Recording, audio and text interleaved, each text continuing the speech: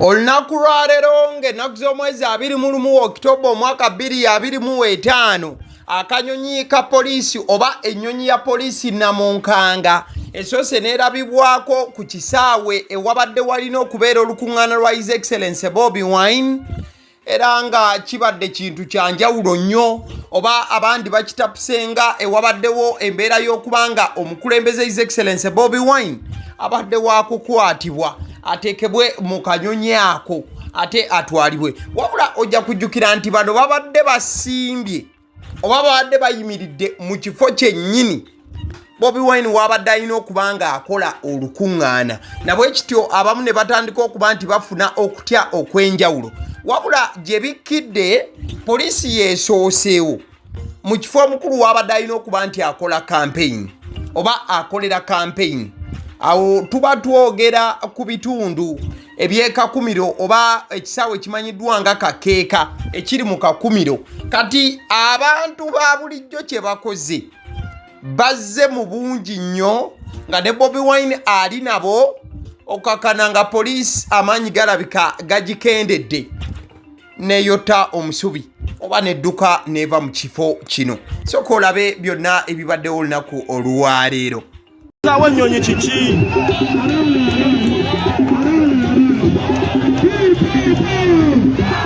ne pilot w'ennyonyi alabika yalisimbula teyeeteekera yensonga kibadde baganye pulezidenti okujja wano kyokka wano nga waalina okubeera n'olukuŋŋaana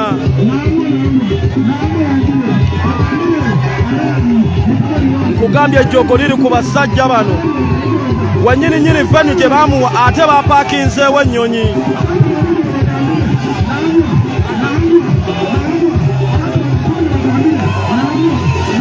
babadde bamuganya okukyamawo n'abagamba nze wano wemmanye watuufu we nina okuba olukuŋŋaana wadde mwaganyiwo siteegi Nabbanja byonna by'obaze biganye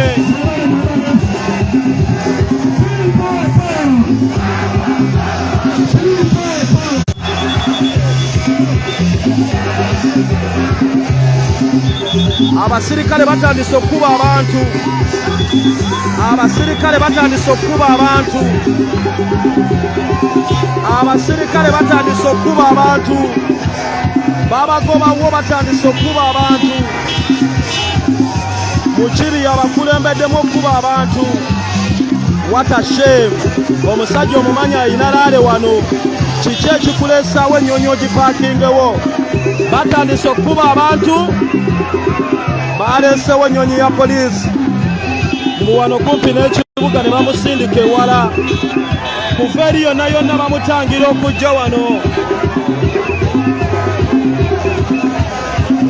wulira we bakubye abantu amasannyalaze wulira we bakubye abantu amasannyalaze poliisi eri mu kukubya abantu masannyalaze okusinziira ku babadde ku ground mu kadde ako batandise okubeera nga bannyonnyola ekibadde kiri mu kutuusibwa ku bantu ababadde mu kisaawe kino nga babadde bagamba nti abasirikale ababadde babasemberera babadde babakubisa obuntu obulinga obukubya amasannyalaze Bobi Wine alabye guli guti ate nga n'abantu batandise okuba nga beesala akajegere n'okulaga obusungu obw'ekika ekyawaggulu eri abasirikale ababadde bagumbye mu kisaawe kino Bobi Wine n'akwata omuzindaalo n'asaba abantu ba bulijjo obutabaako mbeera gye bateekawo newankubadde nga abasirikale banyiize ennyonyi nga bagisitudde ate ne kabangali ya poliisi emu ebadde eyagala kuba nti ekoona abantu ba bulijjo ne bateekawo embeera Bobi Wine ng'agamba nti nedda banange tubeere ku Holland tetukola buvuyo wano bakokinze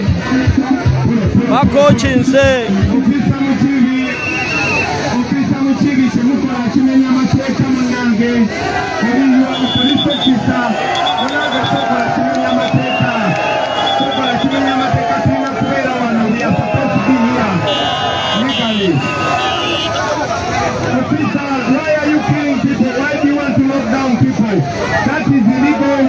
Abantu mu Namirembe muleke abapoliisi babamenya amateeka.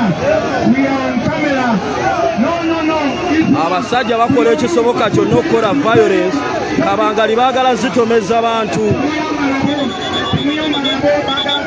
They want to be violent. No. no, move now. Be away from them. Don't be near them. Officer, you are on camera. Officer, you are on camera. Kugambye mukiri akole ekisoboka yenna okucankala. Yonno yembeera ebadde ebunyolo wali mu district ye Kakumiro. Kati kansooke nkutwale ku mbeera etuleetedde okutuuka ku kino olunaku olwaleero. Poliisi ezze n'egumba mu kifo Bobi Wine we yabadde yategeka okukuba kampeyini ze nereeta abawanvu n'abampi. Wabula olunaku olwaleero tugenze okujja ku kampeyini eno leero nga 21 October 2025. Prime Minister Maama Robina Nabbanja olunaku lumu emabega yabadde akuutidde abatuuze b'eno bonna obutajja ku rale ya Bobi Wine n'obutagezaako kubanga balinnya ku nkuŋŋaana zonna Bobi Wine zagenda okuba mu bitundu by'eno. Kansooke nkulage ku Maama Robina Nabbanja then nkutwale wa His Excellency Bobi Wine naye mulayini efaananako bweti. Ali ono Bobi Wine akuyita mayini nyenda tukole tuti buli muntu agende amobilizinga ekyalo kye abantu kusigala bali mu maka gaabo. Tuli amu abalungu bantu bateekaane ayijje nembuyagaza akole ki kubanga muzeeyi akaleta demokrasi etulina kya lulimi runyolo wabula nkakasa nti woba oli mwogezi wa lulimi Luganda Lusoga Lunyankole n'ennimi ezisigadde osobola okubanga okakasa bulungi n'okutegeera ebigambo Maama Robina Nabbanja bye yabadde ayogera. Kati His Excellency Bobi Wine olunaku olw'eggulo ng'atandika okusensera ebitundu bya Bunyolo n'okutandika olugendo lwe Kibaale n'ewasigadde yaweereza Maama Robina Nabbanja obubaka amugamba nti kati nno ebyo bye wabadde oyogera oli ku bibyo n'ateekamu ne kalika all of us. By the way, Nabbanja yabagambe mu musigale wakambo temujjanga Bobi Wine naze. Mugambe Nabbanja. Mugambe ale. Bobi Wine ng'amaliriza olunaku olw'eggulo okuweereza Honorable Nabbanja obubaka olwanamungi w'abantu eyabadde yakuŋŋaanye n'olunaku olwaleero abadde ayina okwolekera e Kakumiro. Ojja kujjukira nti Maama Nabbanja asibuka Kakumiro era ye mubaka waayo ajjudde. Kati olunaku olwaleero Bobi Wine ayina waasookedde okubanga akola stop over.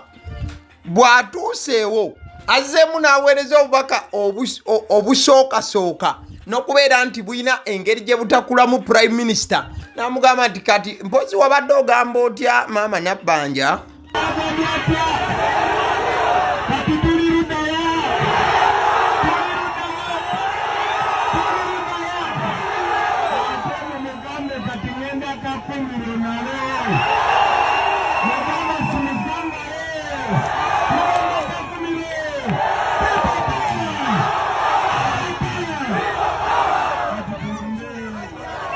Yagala okutegeeza nti abantu abo boolabye na byonna byolabye Bobi Wine awadde akoze bukozi just stop over nga tannatuuka Kakumiro gy'abadde ayolekera leero lwennyini. Kati bw'amaze okukola okulangirira abasirikale ne bagamba nti kati ssebo gwe ssebo tojja ate kati kutandika kuweereza obubaka bakasimanya biki. Abasirikale ne basuula emisanvu mu kkubo wonna. Wabula Bobi Wine enzija gy'abadde azze olunaku olwaleero ebadde esukkako ku mirundi giri nti babadde nga bamuyimiriza n'akyuka n'addayo.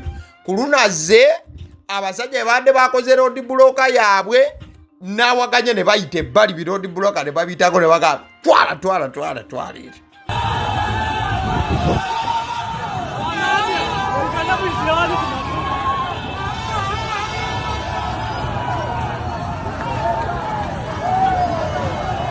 Bagadde kubo saawa zino ayiseewo omukulembeze babadde bagadde kubo eyo poliisi n'amagye omukulembeze badde bamugalidde kubo ayiseewo baaba ayiseewo tugenda Kakumiro Edi, kazi ninye. Edi. Agina kuba olugi.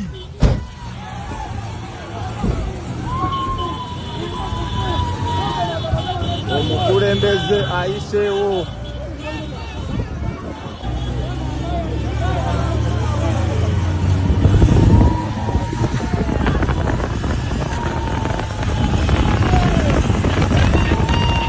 Tuyiseewo baba, tuyiseewo.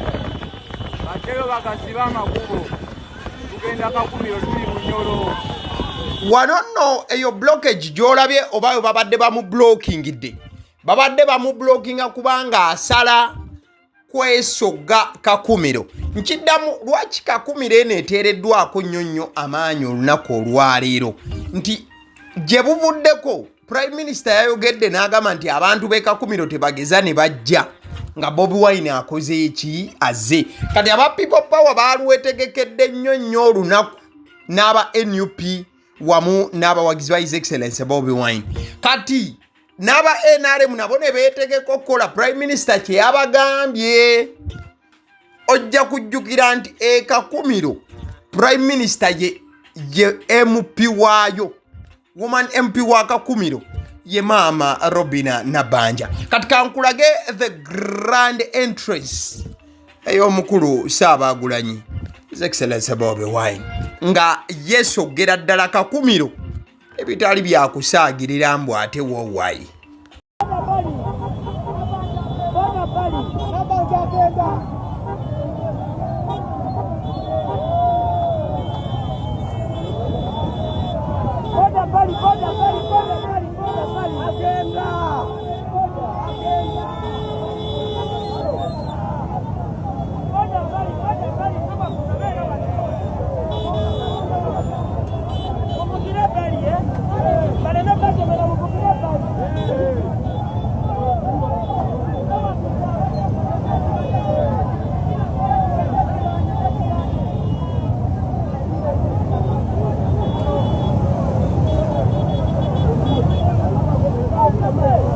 So exactly that is it. Kali aje natandikidde eri yemera Bobi Wine gyasanze Kakumiro. Obusajja nga busazeeko nga n'ennyonyi weeryawo. Kati abaana ne bagamba nti oba ennyonyi ebadde egenda kwata mukulu kubanga emuvuba emugjewo, but still Bobi Wine omusinde gwazze nagwo wamu n'abawagizi be bonna n'abawagizi b'enkyukakyuka balabika nga overwhelminze oba amaanyi gaabwe gasukkulumyeko ku g'abasirikale ne bamaliriza nga basajja bazze ebbali procession negenda maaso. Kale nga tukyali mu bya side eyo ebya processions ne rally eza NUP, mawulire gannaku nnyo nnyini ddala, mawulire gakwasa ennaku ey'amaanyi. Waliwo foot soldier afudde olunaku olwaleero. Omwana omuwala ono abadde omuto ddala. His Excellency Bobi Wine in fact aweereza condolence message ye era agambye nti very saddening to learn of the death of Comrade Namirembe Angella, the former leader of the youth wing of our People Power movement in Buganda sub-region. She succumbed to injuries she sustained in a border accident in Mengo yesterday. Our condolences go out to her family, friends and fellow comrades in the struggle. May her soul rest in peace. Obwine mu bubaka bwe obukungubagira omwana omuwala ono Namirembe Angella, foot soldier eyavudde mu bulamu obw'ensi eno, agambye nti kyannaku nnyo olw'okuba nti ategedde kufa kwa Namirembe Angella era ng'ono yaliko omukulembeze w'abavubuka mu People Power movement mu Buganda sub-region. Omwana omuwala ono eyafudde. Kitegeezebwa nti ebisago byafunye okuva mu kabenje aka boda Emmengo olunaku lw'ejjo bye byamugye mu bulamu obw'ensi eno. Omwana anyoleddwa wamu ne famire ab'enganda ate era wamu n'ab'emikwano naddala banna struggle. Agamba omwoyo gw'omugenzi Mukama agulamuze kisa. Kati mwana ono Namirembe Angella eyafudde abadde era naye alina akakwate ku Lord Mayor Elias Lukwago era nga bamanyiganye ddala engeri gye kiri nti naye musajja wa opposition ate nga kano abadde akatwala nga kawalake kamaama akavudde mu bulamu obw'ensi eno. Njagala tusooke tulabe ku Ssaalongo Erias Lukwago Lord Mayor ng'abaako ebitonotono byatunyonyola ku byonna ebyabaddewo. Then ngenda kubanga nkomayo nkwongereko ku information entonotono ekwata ku mwana muwala Foot Soldier Namirembe Angella eyavudde mu bulamu obw'ensi eno. Rest in peace kamaama. Kikangabwa biwoobe kwaziirana. Mwana waffe afiiridde mu mbeera ey'entiisa. Angella wangadde ebbanga ddene nze gye ndi side eyange abadde nga muwala wange. Kubanga famire ye tukolaganye ebbanga ddene ate n'Angella mbadde mu ngalo abadde mu mikono gyange ng'omwana. Kitaawe amubeereddewo ebbanga lyonna Lawrence Kiwanuka ali mu USA ne bakadde baabali wano e Kampala wano nga bwe tukwatagana ebbanga ddene nnyo. Ate Lawrence Kiwanuka nga tuli mu struggle n'abeerawo ku lwa Angella naffe ebbanga lyonna. Kati Angella ono abadde muwala mukakalukanyi nga activist omulwanyi namike ayagala okubaawo enkyukakyuka mu ggwanga lye atatya bitutuma. Myaka emimpi bwe biti bingi byakoze okulaba nga eggwanga lino linunuulwa litebenkera. Akozesezza byonna byabadde asobola mu bulamu bwe mu busobozi bwe. Abadde asoma amateeka ku UCU ali mu mwaka gwe ogusembayo era abadde agenda kukola pepa ye. Naye musajja gye yavudde agambibwa nti yabadde mutamiivu ng'avuga na kimama n'amutomera ka bodaboda n'amukuba mu mwala n'aba nga obulamu bwe bwabadde nga mu kizibu butaasa we yatuusiriddwa wano. Bamutuusiza wano e Mulago ng'akyalimu akassa ne bagezaako kyonna okukola ekisoboka naye Mukama Katonda teyakkiriza. Bw'atyo n'ava mu bulamu bw'ensi eno. Bwafiiriddeko n'omwana omulala omyaka nga musaavu wa Eagles Nest. Naye twagala poliisi etuwa eripooti kuba olwedde batulazeeko ebimu bye baakanoonyereza ebiriwo nti emmotoka baagikutte eri ku Kampala bwe bagikuumira nnyiniyo tannalabikako. Twagala tumanye ddala ekyabaddewo naye nga bwe tugenda mu maaso n'enteekateeka ez'okwerekera muwala waffe. Kitalo nnyo, kitalo ddala. Tugenda kumiisinganya Angella, tugenda musubwa nnyo mu bulamu bw'ensi eno, tugenda musubwa nnyo mu struggle. Tubadde tuwuliramu essuubi ddene nnyo nga bw'okiwulira. Kati enteekateeka kyeri wano? Enteekateeka tukwatagana n'abafamire okulaba nti bode evaayo wano kuba kati bali mu kukola postmortem. Police report yo bamaze okugireeta esookerwako. Batugambye baali retrieve dda ne CCTV footage eraga biki ebyabaddewo ku accident. So naye nga eyakoze akabenje kano tannalabikako, yadduse emmotoka n'agirekawo ne bagiwalula ne bagitwala ku poliisi odi Kampala gy'ekyali. Angella baasoose ne bamuddusaako ku ddwaliro odi Kampala ne bamuleeta wano Mulago ne bagezaako okutaasa obulamu bwe kitaasobose. Kati tulinze postmortem report efulume tulabe nga bwe tugenda mu maaso n'enteekateeka ez'okumuwerekera nga tutandika ne vigil mu Kennakawa gy'abadde abeera. Kitalo nnyo nnyini ddala. In fact Lord Mayor naye yawandiise obubaka ku mukutu gwe ng'agamba beyond devastation speechless Angella Namirembe can't believe gone too soon my little angel. Abyeko ne Gabriel Bule ng'agamba rest well mukwano gwange weebale kuba muwala mugezi atayagala eggwanga lyo. Namirembe Angella mawulire gannaku nnyo nnyini ddala. Mwana muwala ono abadde muna struggle nnyo. Abadde n'ekirooto ekyagala okukyusa eggwanga lye okulaba nti likyuka lifuuke eggwanga eryeyagaza buli omu okubeeramu era okubeera nti yeeyagaliramu. Kekana akawala ako ka Namirembe Angella kamaama obulamu obw'ensi eno kabweyawuddeko dda wabula nga just accident yeyamaliriza obulamu bwe. Wentunuddeko one of the guys amanyiddwa nga Pius ng'ayogerako ku bulamu bwa mwana muwala Namirembe Angella. Yagamba nti yasooka kumusisinkana mu 2018 wali nga NUP ekyali eka mwokya 2018 era nga saidi awo kati yafuuka NUP School of Leadership. awo NUP nga people power ekyatandika ng'ekula bukuzi eri ku musingi ogutandika era omwana omuwala ono yali muto ddala wabula yalinga yeewaayo nnyo ku lw'enkyukakyuka era ng'alaga nnyo nti eggwanga lye alyagala ekitenkanika era nga ye ebirooto bye na buli kimu kye yalinga ayogerako kwali kulaba nga Uganda ekyuka era obulamu bwe bwonna yabuwaayo ng'akyali muvubuka muto bwati okubeera nti amobilizinga abavubuka n'okulaba nti beegatta ku people power n'okwegatta ku nkyukakyuka. In fact yali tennafuuka na NUP okusookera ddala omwana omuwala ono Namirembe Angella yaliwo, so azze nga muntu agoberera ennyo struggle wabula obulamu bwo bwakomekerezeddwa. Mwana muwala ono yavudde mu bulamu obw'ensi eno amanyiddwa nga Namirembe Angella. Sobola owandiika obubaka obukubagiza family wabune bannankyukakyuka olw'omuntu ono omwana omuto bw'ati yavudde mu bulamu obw'ensi eno. Kale awumule mirembe, rest in peace Namirembe Angella. Kale katugendeko ewa mwana mulenzi amanyiddwa nga Madubala we yakomyewo naye okuva mukomera musajja wa struggle ddala era nga ze zimu ku nsonga eziyinza okuba nti zaamuyingiza.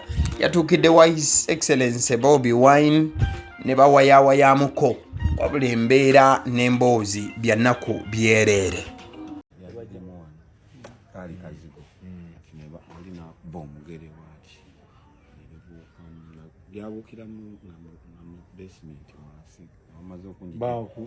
Bali bamusigirawo okusooka basooka ne bantwala mu seemwayi naye nga nsula mu katooyi kalinga kasenge bwe kati ne malayo ennaku munyanga bwebankuba bwebanyambusa bwe malo nnyo obuugi nga bantwala okunkuba then nzirayo okulya langi ng'era baddamu bankuba abakubuuza kyolo kabambuuza Kyagulanyi yali akuwadde ki ne mugamba nti newaba talina kye yali ampadde nze njagala kusuutsa nsi yange nk'oyo obutembeeyi kulikayo njagala kukyusa nsi yange nga KCC tekola ki teyina kyegamba nga ndi mu nsi yange. That is Madubala for you. Mwana mulenzi Madubala ono akyasiima nnyo ne sekusiima yenna His Excellency Bobi Wine nga ne bwe yabadde akyaziddwako wali kusanyuka TV yasigadde nga gratitude. Naye neebaza Allah nti Kyagulanyi abaddewo ng'emazima onge nti abadde akyala abaddewo newaba tazze ng'atuma lubongoya kinyisa abaddewo sijja kulimba abaddewo abaga nti oli fala ofuluma oti ate n'ogenda ewa Bobi mu kifo ky'ogendamu NRM osabe ekisonyiwo bakuwa emirimu n'entandikwa. Kati leka nkubulira ekintu kimu abantu abamu kye batamanyi engato zino emirimu gino gye tukola Anatalia simanyi nti oba oliwo NRM oba oli wa NUP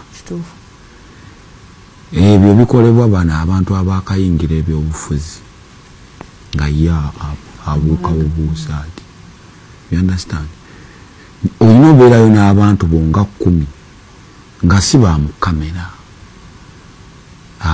nzera omuntu yenna anampa kyampa ng'ogenda kujja ng'ogenda kumpeera mu kamera bambi totawaana nze manyi kamera kyenkoze.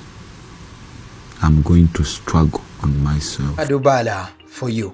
Mwana mulenzi amanyiddwa nga Madubala bwanyumyamuko engeri abasajja gye baamunonamu n'envuba gye baamuvuba okukakana nga bamukase gye baamutwala n'okumukolako byonna ebyamukolebwako bw'atandika okubinyumya mutaayi wange oyinza okulowooza olaba firimu ya vijje jingo katandika butandisi wabula nga byakunyumiza byebyo ekituufu omusajja baamulya mu ngeri yali esinga okuba ey'entiisa n'ebyaddirira tewaali mirembe yadde.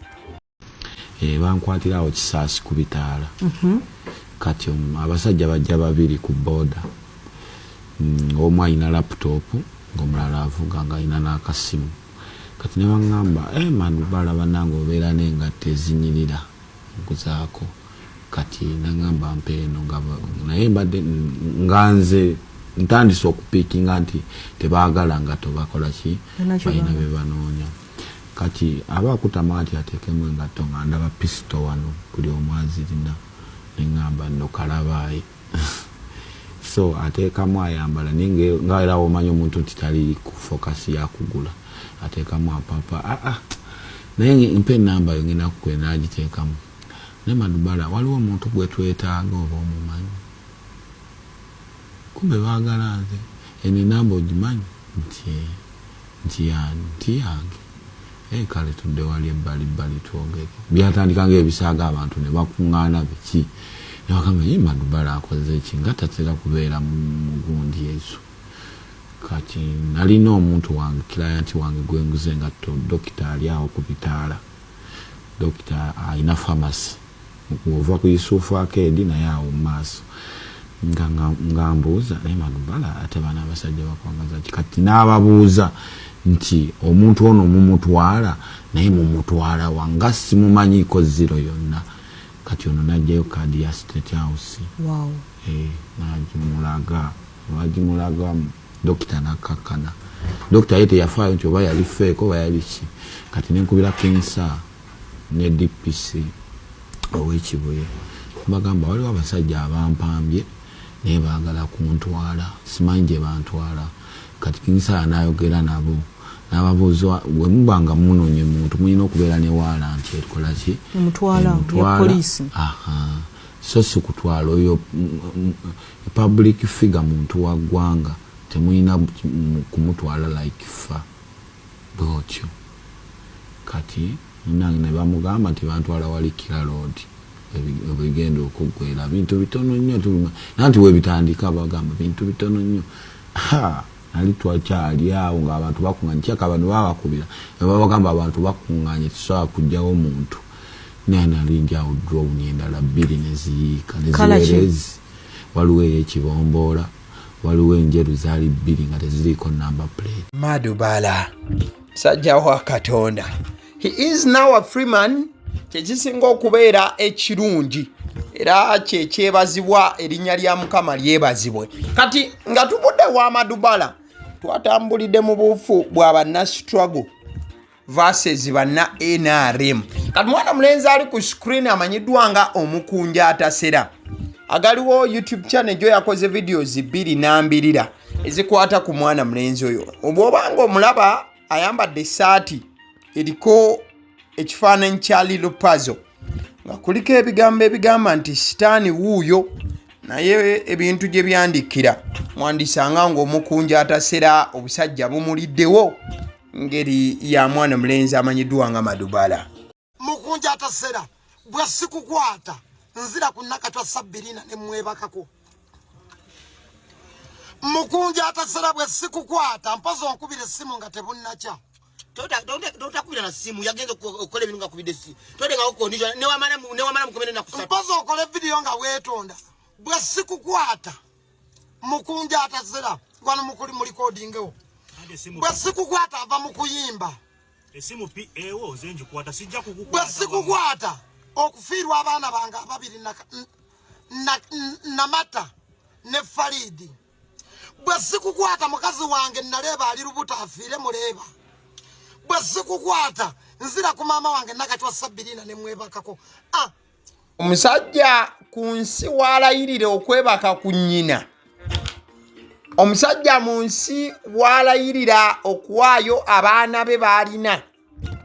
Omusajja ku nsi waalayirira mukazi we alina olubuto mbu bw'agenda mu ssanya oba muleeba afiireyo.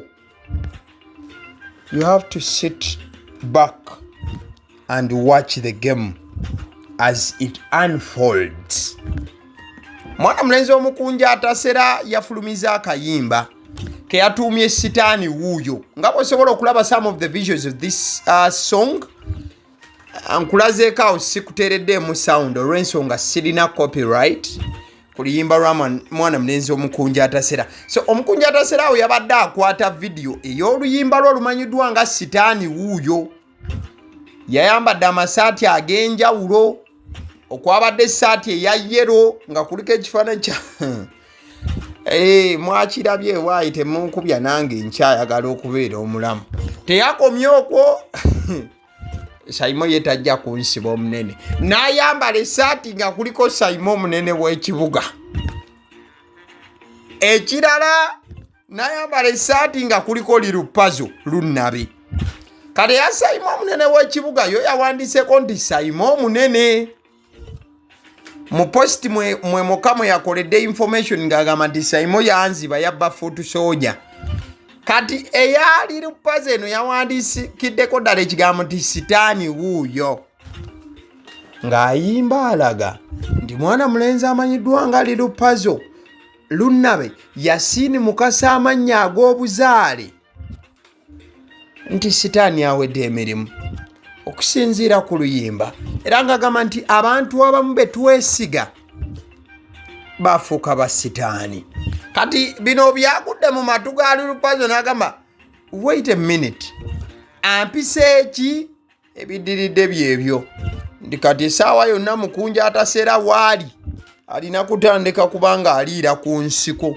kubanga akasajja kamugambye nti kamukimene time kale eyo tuveeyo ekifaananyi kyolaba kya mukulu atwala akakiiko k'ebyokulonda Justice Simon Byabakama amaze okulangirira olunaku olwaleero Uganda ennaku z'omwezi 15 January it is a public holiday mandatory teeka tewali kuteesa ku lunaku olwo kulonda ku bwa president kugenda kubeerawo ng'ennaku 15 omwezi gw'olubereberye oba January omwaka gwa 2026 ate jjukira nti twali tugambye nti campaign zijja kugenda kukomekerezebwa ennaku 13 naye etteeka ligamba nti campaign zirina okukoma nga wabulayo ssaawa 48 ng'okulonda kubeerewo kati bw'obala essaawa 48 kuva ennaku 15